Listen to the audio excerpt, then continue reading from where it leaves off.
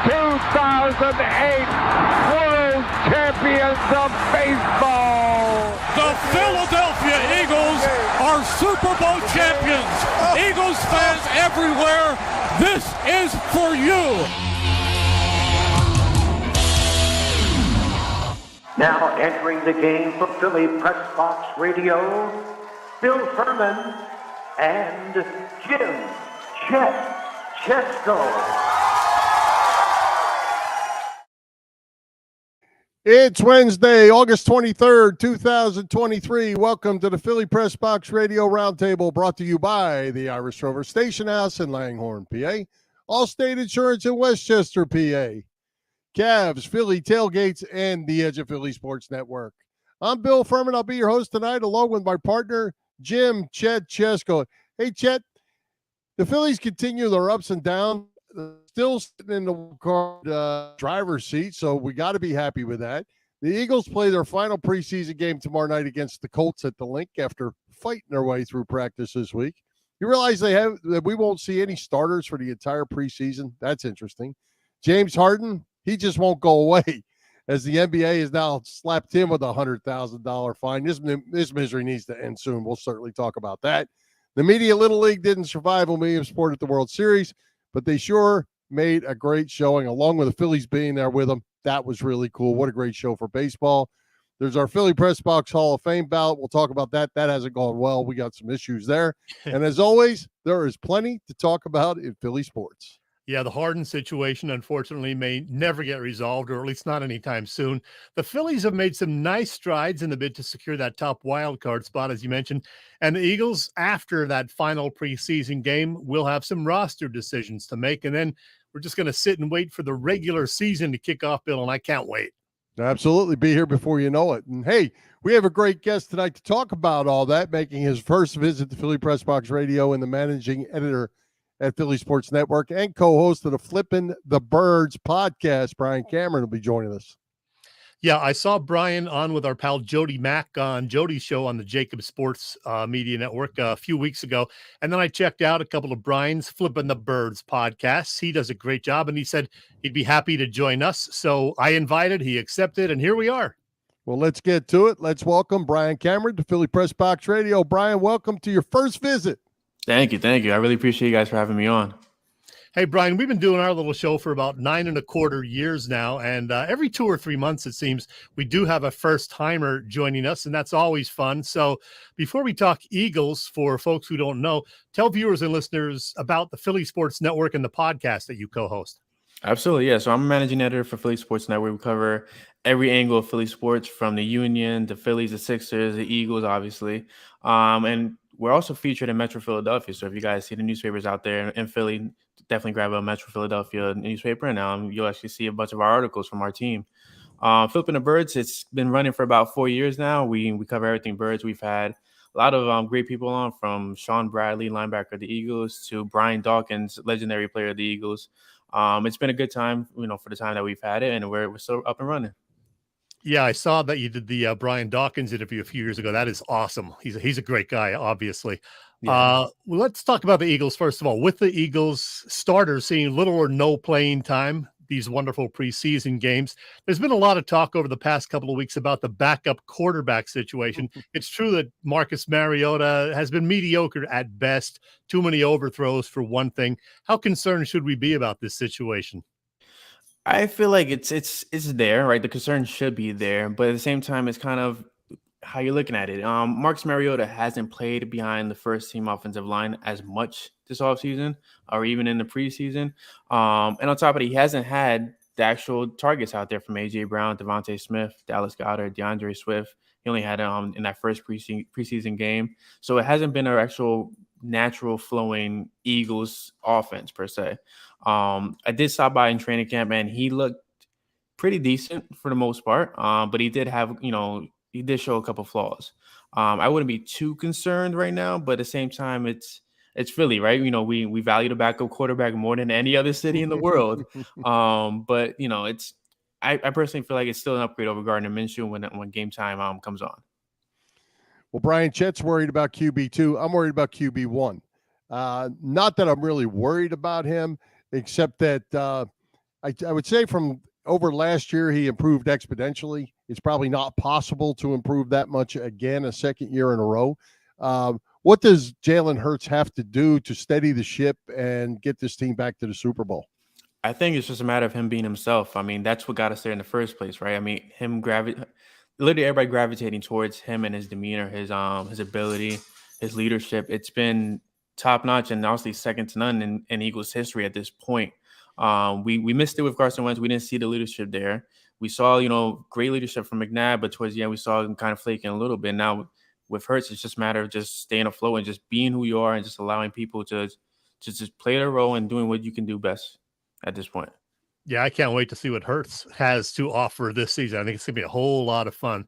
Hey, a lot of talk this week with the Colts in town and Jonathan Taylor apparently on the trading block that maybe the Eagles would be interested in acquiring Taylor. Certainly a great back, but I mean, they already have a whole bunch of running backs. And I know there's the joke that you get Jonathan Taylor, then you got a Taylor Swift backfield. Yeah. I'm not the first one to say that. But anyway, you think they should make a move for Jonathan Taylor or not? Why not? I mean, if you're all in the Super Bowl run, you need every piece that you can add at this point, right? My key thing in this offseason was having a very overcompensating offense to make up for what we lack on defense, because we don't have the same safety as last year. We don't have a lot of the same linebackers as last year. So that's a big question mark. Jonathan Taylor, it depends on what the cost is at the end of the day. If you're giving up, multiple second rounds and probably a third or maybe a fifth in addition to that, or maybe a Kenny Gainwell or even a DeAndre Swift, sure. But you have to look at it from the point of view of CJ Gardner-Johnson. Like, it's a likelihood that he walks after this season and he's not re-signed, and that's just the nature of the business at this point. Hey, Brian, on the defensive side, obviously we're loaded up with young Georgia Bulldogs. They're all coming very highly regarded. How do you like all these guys? To me, fantastic college players. Can they turn into be fantastic pro players? I like them all. It's funny because when they drafted Jalen Carter, I felt like you had to rule out Nolan Smith. Like, it wasn't going to happen. Yep. A lot of people were enamored with Nolan Smith over Jalen Carter, and then the Nolan Smith pick happens, and you're like, wow, like this is real life. This is reality. I love every single pick that they've made. They've taken the foundation of the Georgia Bulldogs defense and applied it to Philadelphia. Jalen Carter is going to be a wrecking ball. I'm very excited to see what Nolan Smith brings. His energy and his speed, his quickness off the line of scrimmage, to me is phenomenal at this rate, and I really can't wait to see what he brings to Philly for his future. Yeah, I'm really excited to see what this defense is going to look like under Sean Desai. There's a great mix of experience, guys like Brandon Graham, Cox, and Slay, and then youth, the guys you mentioned, Carter and Davis and Nakobe Dean, of course. Sidney Brown also. I love what I've seen of Sidney Brown. How do you like him, and how do you think the D is going to do overall? That's another home run pick that they made. I feel like Sidney Brown really fell into the laps just like Nolan Smith did, and he's going to be phenomenal throughout his career. I'm curious to see how he does in his first season, if they actually use him as a starting safety over Terrell Edmonds. But the guy, he's literally how can I say this? He's a missile. He's a what do they call it? A heating missile? Sinking missile? Yeah, he's seeking missile. Everywhere the ball is, he's right there, and it's a perfect complement to who Reed Blankenship is, because Reed Blankenship is exactly the same when it comes to that aspect. Well, Brian, it's August, and we're in preseason, so the Cowboys are going to win the Super Bowl. We all know that because that's what Cowboys fans do. How do you like the Eagles' chances to win? First of all, the NFC, then the NFC. Do you think Dallas can compete? Dallas can compete as much as they want to compete at the end of the day. I think that's what separates the Eagles from the Cowboys. The Eagles want to compete. The Eagles want to win. Dallas, they feel like they're entitled to win just because of their rich history. And it's probably one of the most annoying things in all of sports, right? I feel like the Yankees should have that entitlement more than the Dallas Cowboys do, but for some reason it's complete opposite. The Cowboys will stay in the race. They'll give the Eagles a run for the money, but at the end of the day, Philly has the best quarterback in the division and probably the best quarterback in the NFC to lead them to the promised land. As far as Super Bowl goes, if Jalen Hurts, in my opinion, gets to touch the waters of a Super Bowl again, there's no doubt in my mind that the Eagles win it at this rate. The kid's determination is just that top notch, in my opinion. Bill and I will make our predictions on our September 6th show, and I'm still working out my predictions, but we're both pretty optimistic, I'll tell you that. And hey, not only am I worried about the backup quarterback in Mariota, I'm also worried about the punter. We have Aaron Sipas, who was very mediocre last year. They brought in a guy to challenge him this year. He got cut already. Should I worry about Aaron Sipas? Does it matter? Yeah, I think we're all worried about Aaron Sipas. It's a Philly thing, right? Like we're invested to every single position on every single team. Doesn't matter who you are. You can be a bench guy. We're gonna root for you. And we're gonna want you in the game. Aaron Sipas is a little bit cause of concern because the Eagles have valued special teams for the longest, and it just feels like lately they're not valuing it as much as they used to. Sipas hasn't been. He's not as good as Cameron Johnston was, in my opinion. So I thought the kid that they brought in was going to take over Sipas's role, and Sipas was going to be gone. But apparently they had other plans. Brian, what's your take on Devontae Smith and AJ Brown? Are you looking for 2,000-yard seasons from these guys? They're monsters, and so is the tight end. They're monsters. I think it has to happen again. I mean, it's weird to say. I say this all the time on Flippin the Birds, but I feel like as a Mets fan, I'll admit that on the show, I'm a diehard Mets fan. I've never had a stable organization, a stable roster. I've never had a competent GM or anything of that sort. So to see how the Eagles have actually built this team from ground up, it's phenomenal because what you expect this team to do is what they're going to do. And Devontae Smith, in my opinion, is definitely a top 10 wide receiver at this point. Could probably finish as a top 5 wide receiver at the end of the season. AJ Brown is who he is, right? He's the monster of the Eagles offense. But Devontae Smith is definitely going to be giving him a run for his money this season. I think they both crossed 1,000 yards. Yeah. And I know Dallas Goedert is very determined to cross 1,000 himself as well. The key thing with Goedert, though, is his health, right? You got to be available. He missed a couple games last season and a couple games the year before, but he's more than capable of making it happen as well. Brian, I didn't tell Bill that you were a Mets fan. He might not have allowed me to get you on the show. I knew there had to be one out there. I just didn't know I was going to talk to him tonight. I'm an inherited Mets fan. Let's call it like that. Okay. My grandmother she came from Puerto Rico to the U.S. and she was heavily into baseball. It was all about the Mets. As a kid growing up in her household, that's all we saw. Well, we'll say this: if it's coming from grandma, we'll let you go. Exactly, there it is. If there's a way to get over the hump, that's it. But you throw grandma out there. Well, Brian, I've been a Sixers fan my whole life, and right now I'm a little embarrassed about being a Sixers fan, to be honest. I've been a fan since Wilt was around. Yes, I'm very old. I know that. I'm really concerned about this franchise right now. It's a bit of a mess. Yeah, we don't know how the Harden situation is going to play out, but he has been hit with a fine, as Bill mentioned at the top. But the sad fact is that whether he decides to play or not, they're almost certainly not going to get past the second round yet again. So is it time to blow this whole thing up? Might Embiid want to, be traded away? Should we consider trading Embiid? What's going to happen here?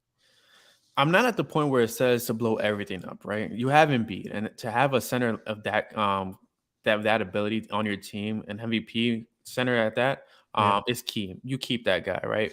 But I'm a fan of saying let's move everybody else. Like there should be nobody outside of Joel Embiid that is untouchable.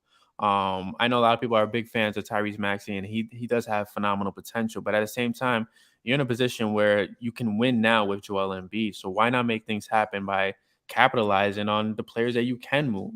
James Harden is barely worth anything. I mean, I could barely afford a haircut if I sold him to my barber. And that's just a fact. I mean, he's not who he used to be. He's gained weight. He's lost his quick step, and that's just not who he is. And on top of that, the NBA's cracked down on these flopping fouls. But I feel like you move everybody except for Embiid, and you make something happen. Like it's very possible that you can win with Joel Embiid as a centerpiece as long as he's healthy.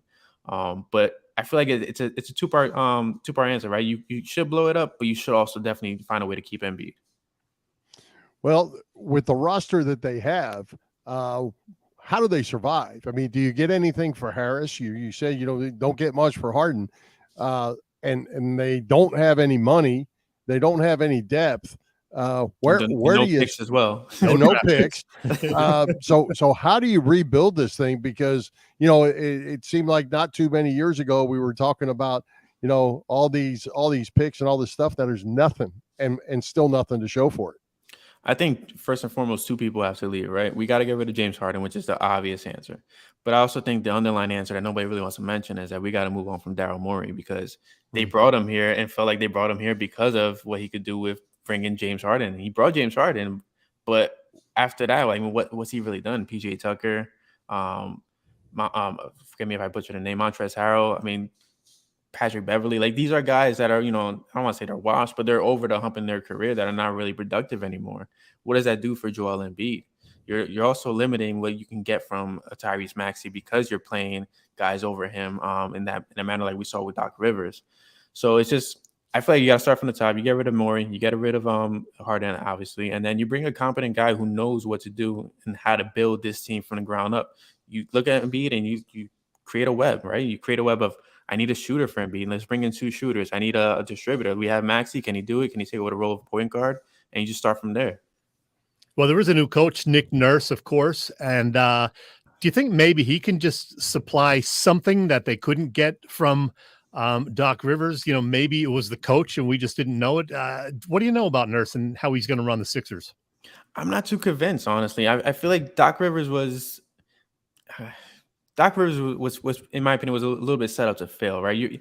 After trading away all your assets, after making all these moves, you kind of limited him to what he can actually have on his roster. I mean, you traded away Seth Curry, who's actually a great spot-up shooter for them for the time being. What Nick Nurse can really do for this team, it's hard to say. I mean, if you're bringing in Nick Nurse, why don't you actually bring in a roster worth Nick Nurse's, time? Give him his own roster. Right now, you have the Doc Rivers version of the roster. Why have him inherit that roster opposed to having him create his own team to work off his own system centered around Joel Embiid? Well, Brian, Chet has a bit of a man crush on Joel. Me, not so much. So I ask you, my concern, and I've said this many times, is the offense is built around Embiid, but he can't run the floor and he wants to play at the perimeter. With this foot center, or how do you develop an offense around a guy like that? And where do you get the pieces for that? I think it's I hate to say this, but backtrack a little bit, right? You get your shooters back. You get a guy like Seth Curry. You get a guy that could be on the perimeter spot up shooting. The issue with Embiid, in my case, is you can't really have another big playing down low with him. We saw that it didn't really work with Al Horford. A lot of big guys that they brought in, it just didn't work. That's my main cause for concern. Like, if you're gonna have Embiid be the guy, like, who are you going to bring around him to be the rebounder, to be the guy in the post that can handle things if he's playing perimeter? But also on Embiid's mind, like, you have to think about it. Like, you should be in the post more at this point in your career because you don't want to be wasting so much stamina on the floor. Like, just stay in the post, do what you got to do, dominate where you can dominate. I mean, guys like Shaquille O'Neal did it for years. Akeem Olajuwon did it for years. Yao Ming did it for the time being that he was in the NBA. It's very capable of doing, and I feel like he's still fresh enough to dominate the post. Hey, Chip, before we get to Fast Five, you about ready for that? I want to throw this back up here one time for Brian. I put it up once. What's the deal with the beards? Listen, I have to overcompensate for the hair that I lack up here, so it all just traveled downward. And if I shave the beard, I'll walk around look like a naked mole rat, according to my wife. So I don't want to look like that. Okay, I'd rather look like Brian and not a rodent. Okay. Perfect. All right, let's do this thing called Fast Five. We do this with first-time guests usually, whenever possible. So. 5 simple questions, 5 brief answers. I'm sure you'll pass it with flying colors. You ready? Sure. Now, I know you're not nearly as ancient as Bill or me, but you've been watching sports since the late 90s, I'm guessing. So who's been your favorite Eagle to watch over the last 25 years? Oh, wow. Wow. I fell in love with the Eagles because of Donovan McNabb and Brian Westbrook. But my favorite Eagle to watch over the last couple of years, wow, that's actually a pretty tough one. I would have to say Malcolm Jenkins. I loved his demeanor. I loved everything he brought to the field. He was just a guy that could really connect with, a local guy out of Piscataway, New Jersey. There was something about Malcolm that really gravitated me. And it's just, hats off to him. All right. Number 2, Midnight Green or Kelly Green? So this is a debate within my Eagles team right now. It's Kelly Green for me. It's the nostalgia behind it, just the beauty of it. It's different. It pops so much more. I have my Kelly Green jersey upstairs. I bought it the first day. I could not wait to get that in my closet. But yeah, it's definitely Kelly Green. All right. Number 3, your favorite 76er of your lifetime? Oh, Allen Iverson. Reason I fell in love with basketball. The small guy. Number 4, something different. What's your favorite TV show of the last 10 years? The last 10 years. Wow. And no judgment on this. I'm a very simple guy. I like simple things in life. Okay. Like my whiskey neat. I like, my house clean. I'm good. There's a show called Chuck. It's a feel good show for me. It's on HBO Max. I love it. I watched it. I've watched that show probably 6 or 7 times back to back. Every single season. And it's just one of those shows that just gravitates me. Now, was that the one that was on NBC about 12 years ago? I believe so. Yeah. Okay. Yeah. I like the blonde woman on there. So. that right. Say no more. Number 5. Name 3 great sports movies, Brian. Oh, okay. So we got to go with Draft Day because that movie was phenomenal. I watch it on every draft day. I would like to say I like Blindside, but with everything that's happening to the Blind Side, I want to stay away from that. Okay. Remember the Titans is definitely up there. Yep. And a sports movie that is, I don't know if you can consider this a sports movie, but White Men Can Jump. Okay. Yeah. Very good. Very good. You passed the test. Well, hey, Brian, before we're out of time, let everyone know where they can follow you, check you out, all the activities you have going on social media and so forth. Absolutely. Yeah. So I'm mostly on Twitter at Cameron PSN. You see my Twitter handle below. I work heavily with the PSN team on editing the Eagles content. You'll see about 3 or 4 articles of Eagles content go out a day. Our whole team is very hands-on with everything that's going on Philly-wise. And yeah, you can find me on Twitter. You can also find me it's supposed to be Tuesday nights at around 8 o'clock on YouTube at Philly Sports Network's YouTube on Flippin the Birds and having a good time. All right. Hey, Brian, I'm going to throw this up on your way out. There you go. Hey, I appreciate that, Rob. Brian, thanks for taking the time to join us. We really appreciate it. Let's do it again, and let's not wait 9 1/4 years to make this happen. Absolutely. Hey, whenever you guys, Chet has my email. All right. Thanks, Brian. You got it. Thanks, Brian. Great talking to you. Bye-bye. Bye. All right, Chet, we're getting near the end of the summer. Gas prices have gone out the roof. Somehow we have to save money, so let's do it with Allstate's pay-as-you-go auto insurance.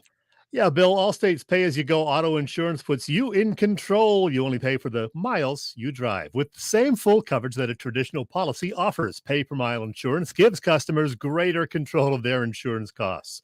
See how much you can save with pay-per-mile car insurance by calling your local agent. In Westchester, Pennsylvania, that is Dave Lavoie. And by the way, in addition to auto insurance, Dave's Allstate office also offers home and renter's insurance, life insurance, business insurance, and more. Allstate in Westchester. Call Dave Lavoie, 610-430-0700. Once again, that number, 610-430-0700. Hey, Chet, while we're out and trying to save money, let's spend it over at the Irish Rover Station House. What's going on over there? Good times, always at the Irish Rover Station House.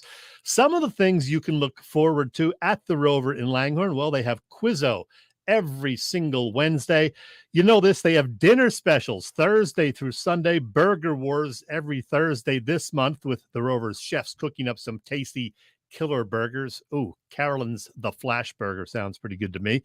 And always 24 beers on tap and a great bunch of beer tenders and wait staff at the Irish Rover. And they have set a date already for Oktoberfest. I love this event, a terrific one every year.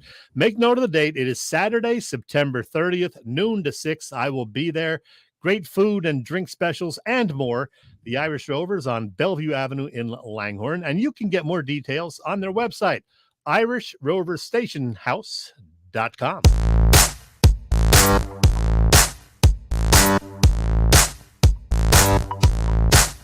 Hi, football fans. This is Merrill Reese, and you're listening to Bill and Chet on Philly Press Box Radio. It's good!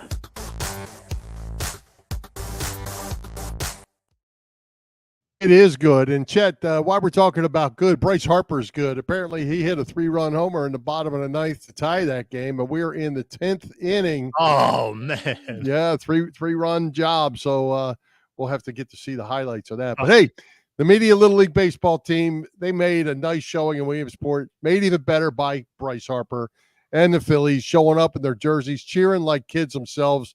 Chet, this Phillies team is a really likable bunch, and they keep winning games like last night, and maybe today they're going to be really likable even more. Yeah, that is for sure. A great win Tuesday night. And yeah, you mentioned Sunday. I didn't get to see any of the Media Little League game live, but I did see the highlights. And, the fact that several of the Phillies were there cheering the kids on, that was really cool. I have that as my cover photo on Facebook right now.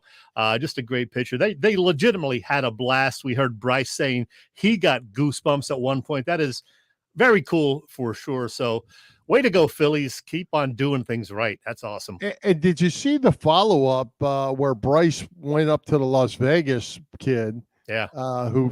Bryce is from Las Vegas. Right. And said, I hope I hit tonight as good as you hit today. How cool is that? And then gave him the Fanatic bat. That is something that kid's going to remember forever. And yeah, getting the bat. Wow. I love that bat, by the way. That was awesome. Yeah. Well, just so cool, I think, of the whole team to, it was real. It was real. They weren't out there, faking cheering for those kids. They were cheering for them like they were their parents or relatives or just baseball fans. It was really fun to watch.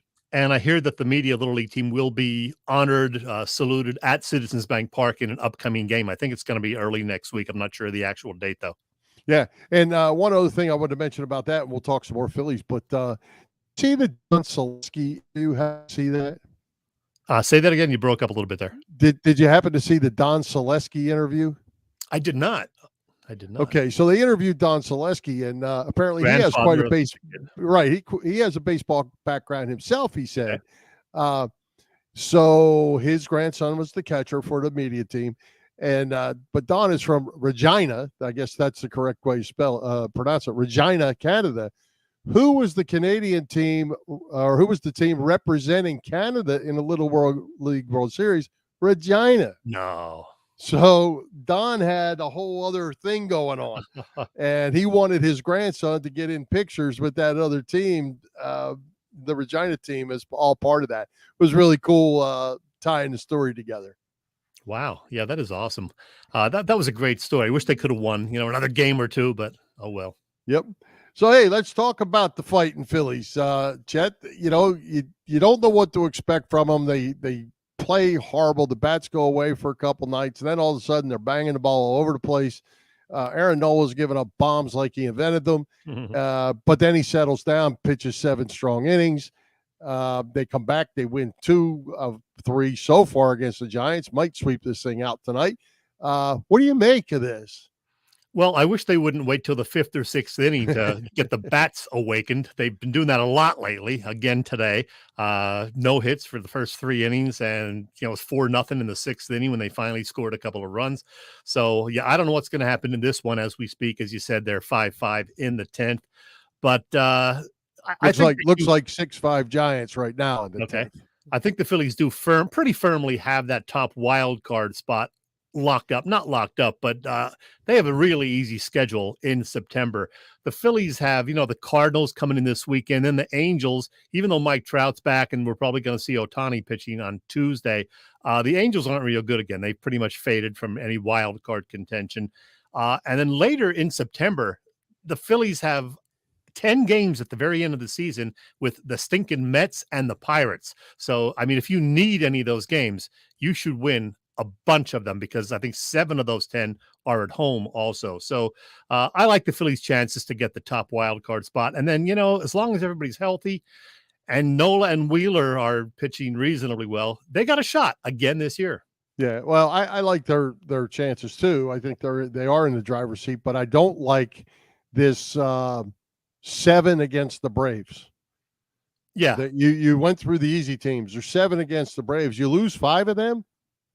all of a sudden, and the other team's winning, all of a sudden you're back in the pack again. And, they need to get as much distance as they can. Yeah. Because even if they don't play anybody else that's any good, they're not going to win them all. We know that. But you don't need to play the Braves. Well, the good thing for the Phillies is all of those games against the Braves are after September 14th, and the Braves might have pretty much everything locked up by that point. So they won't have the intensity, that they normally would. But yeah, it would be nice to show that you can beat the Braves because you very likely will face them again in the postseason. Absolutely. That's what I was going to say. I think from the intensity standpoint, the Braves aren't going to let their foot off the gas when it comes to the Phillies. They're still sore about last year when the Phillies went to the World Series and the Braves did not. And everybody in Atlanta thinks they were the better team. Probably were. But guess what? They didn't win when they were supposed to. And Bill, a quick note about your whipping boy, Kyle Schwarber. Yeah. Matt Gelb posted this today, and this is pretty interesting. Check this out. Since June 2nd, look at that. 20 homers and 50-plus walks. Only two guys in Major League Baseball, Kyle Schwarber and Shohei Ohtani. That's pretty good company right there. And also since June 2nd, the Phillies are 44-26 in games Schwarber has led off. And he, believe it or not, has an 854 OPS, which is not bad. So you love to kill the guy because he strikes out a lot, but, there's the numbers. Well, you know what? Those numbers lie.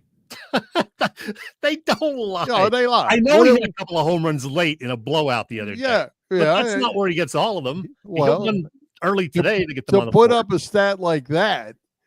No. And by the way, though, on a good note, Aaron Nola and Zach Wheeler did have a start this week, so they now have more strikeouts than Kyle Schwarber, but only by one. Yeah. So if Schwarber struck out tonight, he's He'll back. catch them. He's back tied with them. I know you love that stat. Well, I mean, it is what it is. But on another note, that Bryce Harper is getting hot. He is, and he's getting the power back. He's got 5 homers in the last 8 games or something? Yeah, and the average, I believe, was up to 298, 299. He's toying with 300. He's starting to hit the long ball. As we talked about a few weeks ago, he's one that can carry this team. Him and Schwarber are the guys, and boy, he's fun to watch when he's hot. Of course, the bad thing is he's had some back tightness lately, which is why he's DH'd the last few days and not played first base. And he's been getting hit by pitches a few times lately, which is not good. He got hit in the forearm today. He did something with his ankle, I think, today. He was hobbling a bit. We thought he might have to come out of the game. So he's taken a bit of a beating lately. So keep this guy healthy because he's getting hot, as you said, and we need him down the stretch. Well, I swear every time I watch him, I think to myself, how can you not pull muscles or hurt yourself when you swing so violently? That one swing last night, oh my God, he almost screwed himself into the ground. Yeah, I mean, he gets his money's worth. Every hack he takes, he gets his money's worth. He gets after it.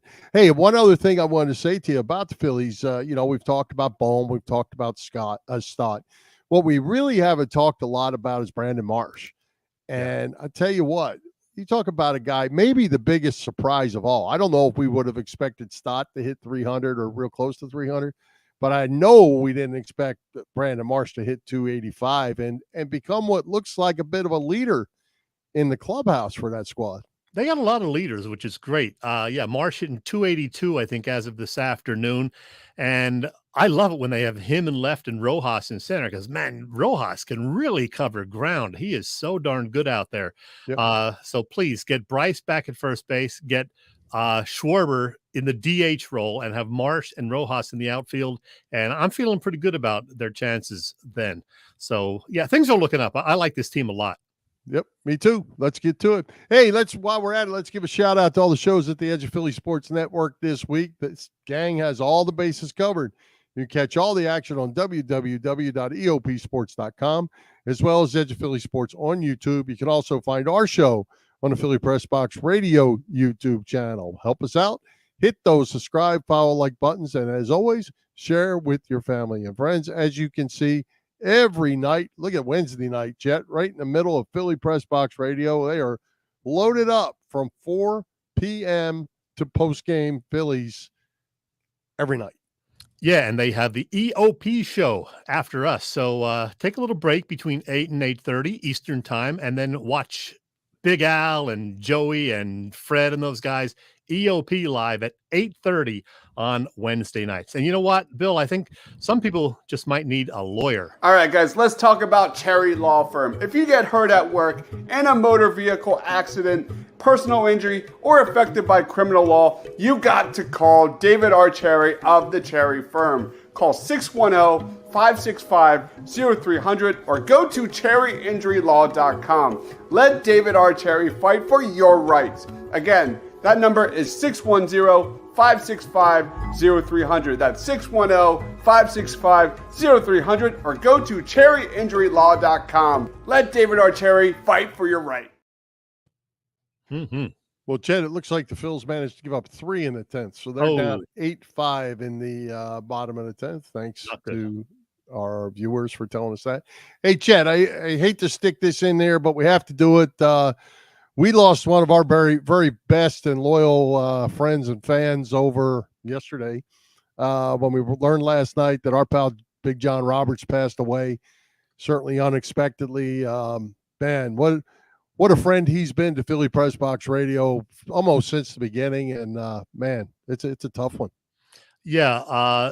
JR, one of our longest running Philly Press Box Radio followers and advocates. I mean, he was supporting us, I think from year 2 on, always would post about us, tell everybody how good a show we had, that we're better than all the radio shows, give us a listen. He would always, be in our corner for that. You found it immediately last night when it was posted on Facebook. I thought it was a hoax. A lot of people thought it was just some kind of a sick joke, but his family, confirmed it. And the funny thing is, we never actually met Big John Roberts. There he is, a couple of pictures of him up on the screen. But as I said, almost from the beginning, he was there telling others about us, interacting with us, occasionally giving us a hard time about our views. Hey, it's all good.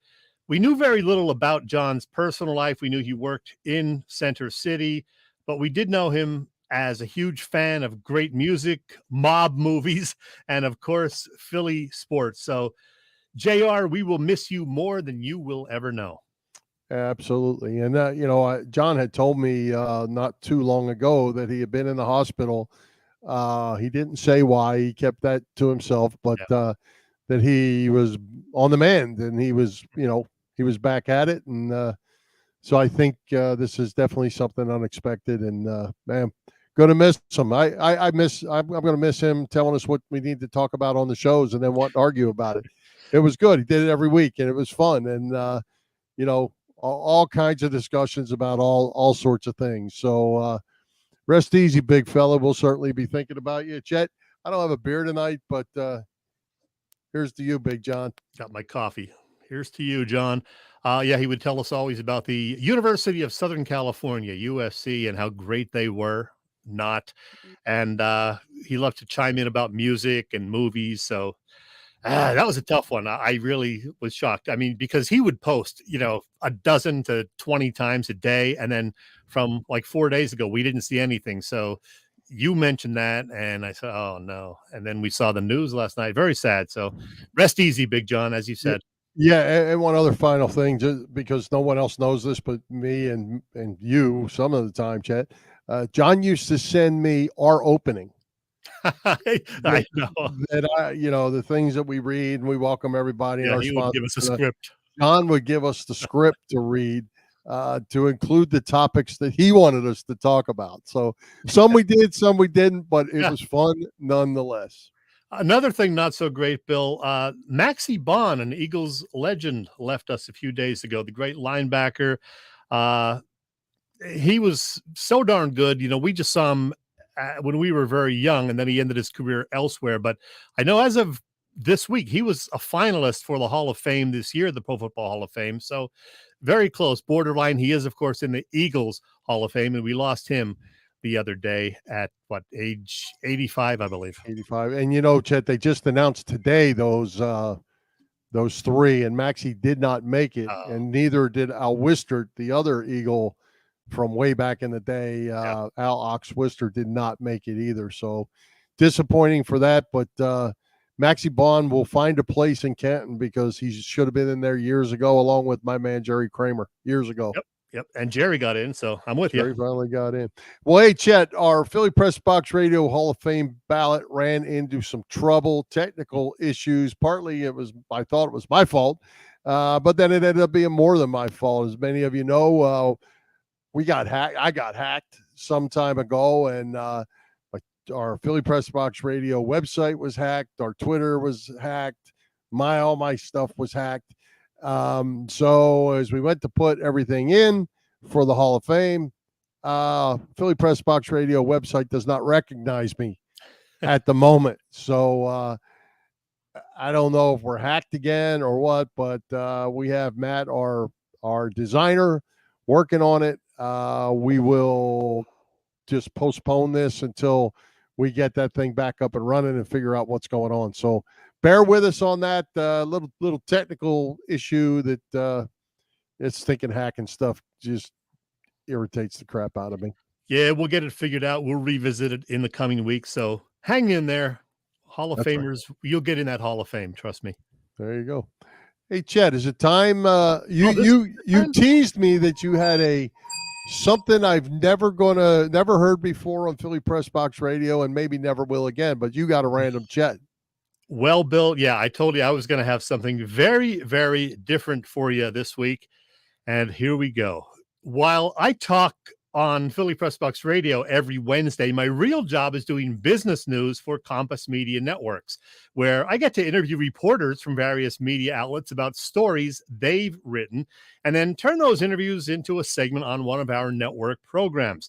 And I thought this one was both different and, well, sort of interesting. A chat with the Wall Street Journal's Jacob Gallagher about fishing fashion. I kid you not. He told me that fishing shirts and vests from Columbia Sportswear and other companies, and fishing itself actually, have really grown in popularity in recent years since the pandemic hit about 3.5 years ago. So, Jacob, pick it up from there. Yeah, I mean, it's important to note that fishing broadly is really having this moment that began during the pandemic and has not really crested since. You know, looking at kind of people spending time outside. You know, we saw this with hiking. We saw this with rock climbing. We saw this with all those outdoor pursuits that really had a surge at a time when people didn't want to be indoors. And what has happened is, you know, a lot of people that started those activities, some of them have stopped, some of them got back to their normal lives, but some of them have continued, and people that were not into fishing previously are into fishing. People that were into fishing are now more into it. So we're seeing an increase, you know, compared to 5-6 years ago with the number of people that are fishing based on the statistics that we're seeing. In terms of the kind of knock-on effect of that, there's obviously fishing is one of those pursuits that you kind of fall into, and then all of a sudden you're buying $1,000 waders and you're buying all these fancy rods and you're buying, you know, Japanese fly fishing reels. You're kind of, you can easily fall into this gear hole, so to speak, with it. And this is true for a lot of things. You know, look at people buying expensive Yeti coolers for their hiking trips. You know, people like buying gear ultimately. And with fishing, I think we are seeing that effect of the people that are interested in it. There's more of them, and a large sliver of them kind of do really want to try to wear their hobby, to spend money on their hobby. And we're really seeing that in the fishing gear that's being sold. Yeah, you just alluded to it. Many of these fishing shirts and vests are actually made by prominent fashion labels, and they can be rather pricey, correct? Yeah, you know, when you're looking at the quote-unquote fashion fishing stuff, and it's important to note some of the brands that make that stuff, it is really being designed to be worn fishing. You know, there's a Japanese brand, South 2 West 8, that is probably the highest end, the most premium of the fishing brands.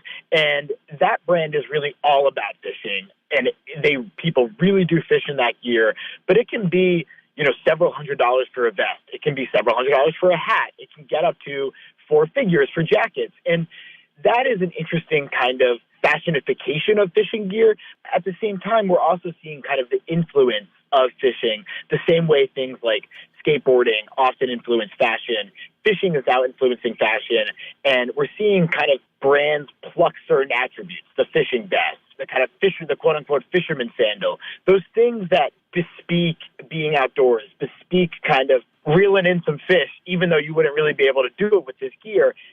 Prada's made this vest that looks an awful lot like a average fishing vest you'd find at a Bass Pro Shop, and yet it's probably going to be several $1,000s. I don't think anyone will really fish in that, but it kind of evokes the influence of fishing. So what if you do want to get some of these items, but you don't want to spend that kind of money? Are there more budget-conscious options?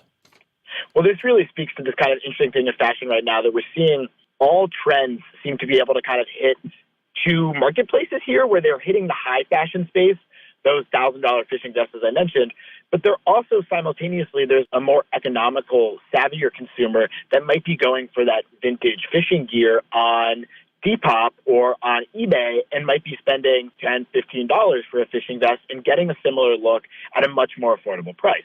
Because there is so much authentic fishing gear that's out there, you have vintage dealers that specialize it, and you have people that are really finding bargains for it. Just curious, Jacob, might we catch you in some of these trendy fishing shirts or vests? I was wondering if anyone was going to ask me this. I have never fished in my life. I am a tried and true urbanite. I have a lot of friends that actually did start fishing during the pandemic. I'm always interested in it. It is certainly not for me, though, I don't think. I much prefer being dry. There you go, Bill. Well, Chet, I tell you somebody who will like that for sure. If no one else did, Bob Sullivan will like that. Bob's a fisherman. He loves to fish. And my buddy Denny also. Denny, from Western Maryland, he loves to fish. There you go. Well, Chet, you're all over the place, and that's a good one too. Yeah, I thought, hey, what the heck, something different. Have you gone fishing? Because I went twice in my life, and I was like 12 years old. It was like twice, 2 months apart when I was 12 or 13. That was it. I've never gone deep sea fishing. Went fishing a couple times with my dad as a kid out, but not what I would call deep sea fishing. I went with an uncle and a cousin. Yeah, it was not deep sea fishing. It was, from the shore or whatever you want to call it. And I was there about 5 minutes and I caught a foot-long catfish. So there you go. That was my father-in-law loved to fish, and he used to take all of our boys fishing, as he could, and it was pretty cool. All right, Chad, football season cranking up. What's that mean to Bob Cavanaugh and the gang at Cavs Philly Tailgates? Bob Cavanaugh at Cavs Philly Tailgates has been cooking up terrific catering work for more than 30 years now. Known best for their tailgate parties, Cavs is a 3-time winner of Philly Tailgates Jack Daniels Great American Tailgate Party Contest and a past winner of the Philly Daily News Tailgate Award. Cavs also does corporate events and parties, you name it. Cav will be doing the cooking for tailgate parties before all 8 Eagles home games this season. Details very soon on the website. Again, phillytailgates.com. Check the site, and if you have questions, you can email them, cavscatering@verizon.net.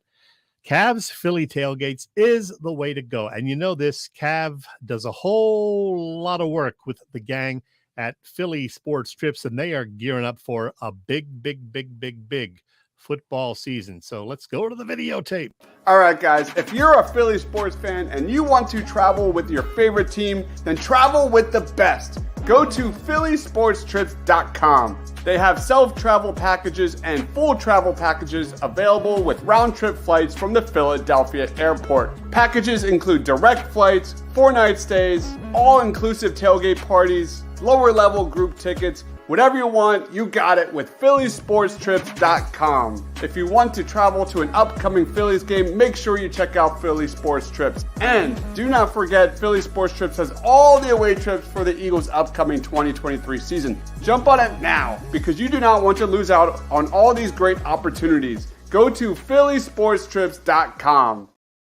And the week 1 trip is sold out. That's up in New England at Foxborough. But week 3, they are down in your neck of the woods, Bill, Tampa. So check it out. phillysportstrips.com has all the details. Little Monday Night Football in Tampa. Yep. I'm sure the Birds will travel well. Well, hey, Chet, we were going to talk a little more about James Harden, but I can't do it. So we're just going to skip over that, and you're going to tell me something good in Philly sports, because James Harden and Daryl Morey aren't good. Neither are the Sixers. Well, I'll tell you something that is good, and you mentioned it earlier, and that is the fact that we got some great guys on the Philly sports scene. You mentioned the Phillies who were up there in media, hanging out with the little leaguers. Bryce Harper has just done everything right in his role as the Phillies star player. And now the Eagles have a guy like that too, Jalen Hurts. He is all business, on his cell phone. His screensaver is the loss in the Super Bowl where the confetti is coming down and Kansas City is celebrating. He's got that on his phone as a reminder. He wants to get rid of that next February and, hopefully make it a happier screensaver on his phone. So just a great guy in the community, all business, very serious, says the right thing, does the right thing. So Bryce Harper and Jalen Hurts, a couple of things that are very, very good, Bill. Yeah, absolutely. And I want to go back a couple weeks, and we never actually even talked about this, but I want to talk about Michael Lorenzen and his no-hitter and the job that Tom McCarthy and the gang, Scott Fransky on the radio as well, did of covering that game, covering the no-hitter, covering the first home run on the first at bat, Castellanos 2 home runs that night. I thought they did a fantastic job, and sometimes those guys are, some people like them, some people don't, the broadcasters. But I think the way they handled that night in particular, that it was a really special night at Citizens Bank Park, and they did a great job. The whole CSN Philly organization did a great job with that night. I agree wholeheartedly. In fact, I mentioned it on Twitter, signaling out Tom and the crew when he pitched the no-hitter, and just the coverage of it. It was just terrific. And again last night, and a lot of people complained about, them being out there in Ashburn Alley, and then that there wasn't enough focus on the game. There was too much, fooling around. But hey, they do this once a year. It's a great thing for the fans. They had, Angelo Cataldi showed up. Reese Hoskins was out there with them for a bit. People brought food to them, and they, joked about the food. Some people complained on Twitter that, come on, I want to hear about the game. Call the game. Lighten up, people. It's a baseball game. It's fun. It's entertainment. And in the end, we saw a great Phillies comeback win and another great call by T-Mac. So I think he and the crew did a fantastic job again. Yeah. And back a week or so ago when they had the alumni game, you were at that game, so I know you didn't watch it. But they were bringing guys into the booth area. They had a little setup. Yeah, Jim Cotton, a couple of talking to all of those guys. And there was a game going on, and they were showing the game, but it was really entertaining to get to see Jim Cott, Von Hayes, Mariano Duncan, all those different guys they brought into the booth. It was really cool to hear from them guys and have them reminiscent about back when they were playing. All part of the game. Great. Another great job by that bunch. My only complaint about last night was they only left Taryn Hatcher do 1 inning on as the ball girl on the first base line, and so she didn't get a ground ball. I wanted to see how she did fielding a ground ball. We didn't get that opportunity, Bill. Yep. All right. I'm going to throw this up there. Ryan Shaw says, not really related, but did Stephon Diggs request a trade today? I believe he did. Huh. He did request a trade from the Buffalo Bills. He's not feeling it in Buffalo anymore. So there's still movement going to happen in this league. Who knows who's going to be dodging what as we move into just a couple weeks before the opening game. Yeah, that'll be a big topic for us next week, the final roster decisions and all of that, because, over the last couple of years now, there's that week off between the final exhibition game and the regular season start, because we only play 3 preseason games now. So a lot more time to talk about the season and to, make some roster moves. Yeah. And what, it'll be interesting because what a lot of teams like to do, if they know a guy can make it on a team, maybe not their team, they'll cut him loose early to give them an opportunity to get picked up rather than wait them out till the deadline and then cut them loose. So though after Thursday night or whenever the last preseason game, Thursday for the Eagles, I don't know when the last league preseason game is, that waiver wire is going to fill up pretty quick, and we'll see how that goes. There's going to be a lot of good players out there. That is true. All right, Chet, great guest tonight, and Bryan Cameron. I really enjoyed Bryan. It was his first time visit. Who's coming to Philly Press Box Radio next week? We gonna talk football? Yeah, Bryan did a great job. We're going to talk more football next week, Bill. And you know who it is. No, it's not that guy. It's this guy, Ray Diddy. He has so much going on. Yeah, he's retired, sure. He's doing weekly appearances, I think, on WIP. In fact, he was on there this morning. He's got Tommy and Me coming back again, a second time this year. That'll be in September. He's got the re-release of one of his books to talk about. He is definitely flunking retirement, but we will have him on to help us preview the Eagles 2023 season. The man, the myth, the legend, the godfather of football, Ray Didinger, live next week, Bill, with us. That's always great. Always can't ask for more than that. That's for sure. We go in the Raz room, Bill? Yeah, let's give a shout out to our friends at the PPCC 118 Raz Room. They post great sports memorabilia on their Facebook page so people can take a chance of winning something they may not be able to afford or have access to. All items come with certificates of authenticity. They continue to run out great autographed memorabilia from all the Philly teams and more. Check out their Facebook page, like it or follow it. It's PPCC 118 Raz Room. That's right, PPCC 118 Raz Room on Facebook. Bill, you got anything else? Because I do. Go.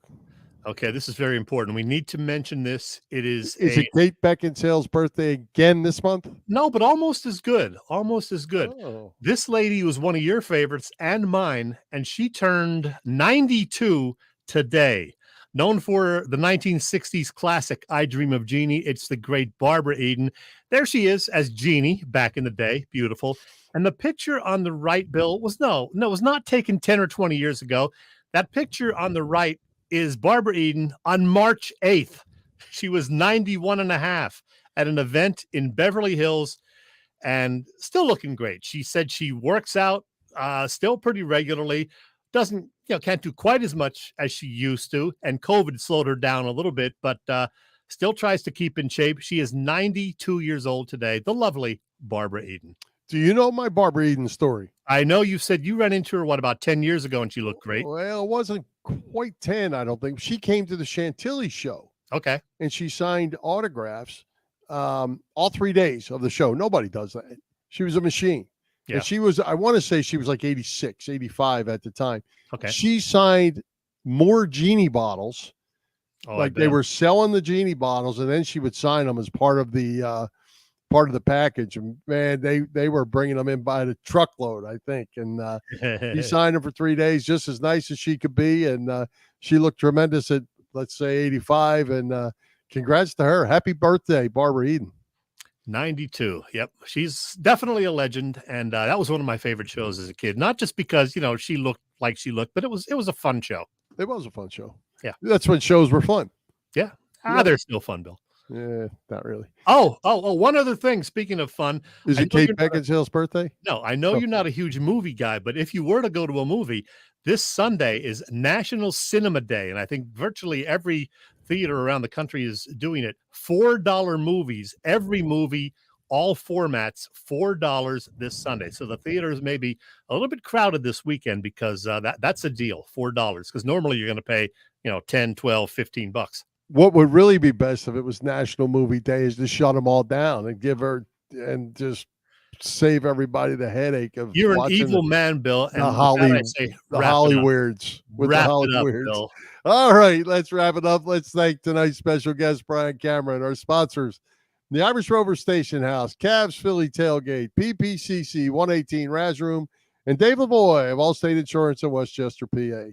For Jim Chechesko, this is Bill Furman. We hope you enjoyed the show. We'll join Philly Press Box Radio next Wednesday, August 30th. Already August 30th, Chet, at 7 p.m. You can see us live on Facebook. Listen through our website, phillypressboxradio.com, on Google Podcasts, as well as Apple Podcasts, iHeartRadio, and all the others. With that, Chet, high hopes, Philadelphia sports fans. High hopes, he had